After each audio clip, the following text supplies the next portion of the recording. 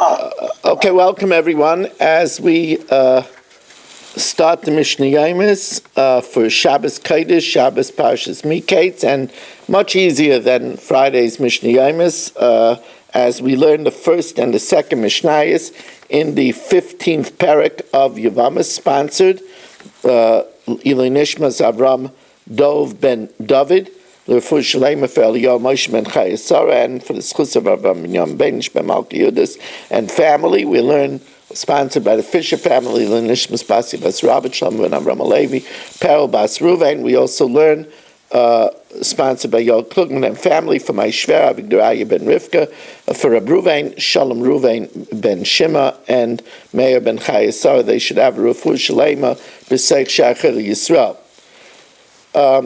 So the Mishnah tells us, if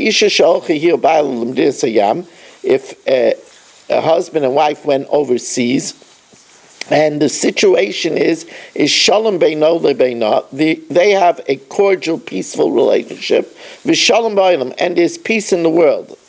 And she comes back alone, and she says, Meis Baili, my husband died, Tinase, we allow her to remarry. It's a special dispensation that we allow her to remarry with her own testimony, iguna ikilaba, because of igun, that she shouldn't remain an aguna where mekel.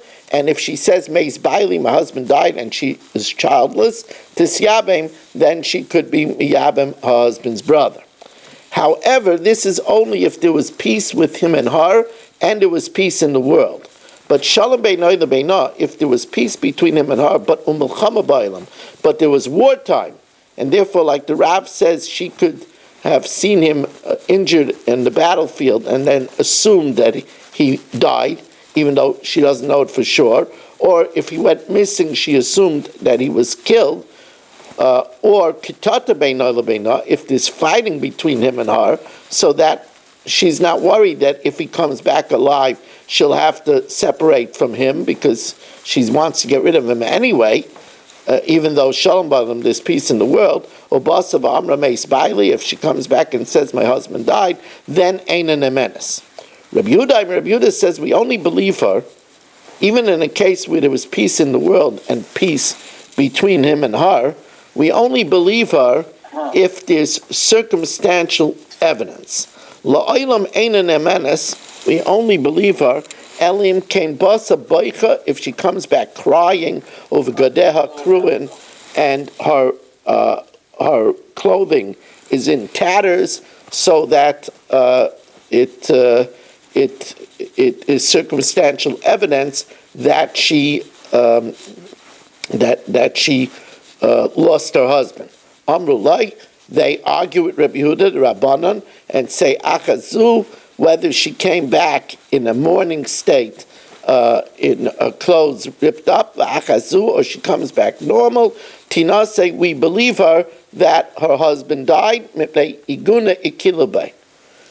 And welcome Saba and welcome Mo, as we learn we're in the second Mishnah of the 15th parak of Yevamos. Basil says, Loi Shemanu, you see, there originally was a Maisa, that a man was, there was originally a Maisa, that a man was harvesting grain, and he was bit by a poisonous snake, and his wife came to Bezdin and said that my husband died from a poisonous snake, and it was right nearby, and we allowed her to remarry. So Basil Aimrim Loi Shemanu, we don't hear about believing her, when she comes back from the harvest, or Medina, when it's in the same country, like it happened. Because when it's in the same country, there's more of a svar that she won't lie, because we could check up on it easily. Amulembe Shembe says, no. Achas Abam in makes no difference if she came back from the harvest. Vachas Babam in Azaisim, or if she came back from collecting olives, v'achas abam in abotzer, if she came back from where he was vintaging grapes, v'achas abam in Medina, or even if he came back from overseas. They only mentioned the harvest because that's the case that happened. but it's true even if she comes from overseas and says her husband died, we believe her.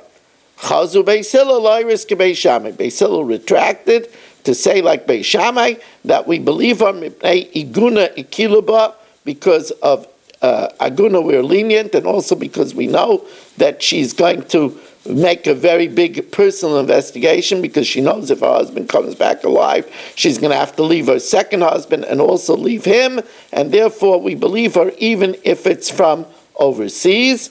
This was, as I said, a lot easier than the Mishnayos that we did on Friday, which was really, really, really hard Mishnayos. We also have to do some research, because somebody showed me that in the Luach of the Mishnah Yomis, they also had a Mishnah Hey and a Mishnah Vav in the 14th parak of Yevamos, while the Atzko Mishnayos and the regular Yochanan Bayis Mishnayos only has Mishnah Gimel and Mishnah Daled. Aaron, how is it in your Luach? Rabbi, it has 3 and 4, 5 and 6, and 7 and 8, and 9. No, I'm talking about the 14th parak.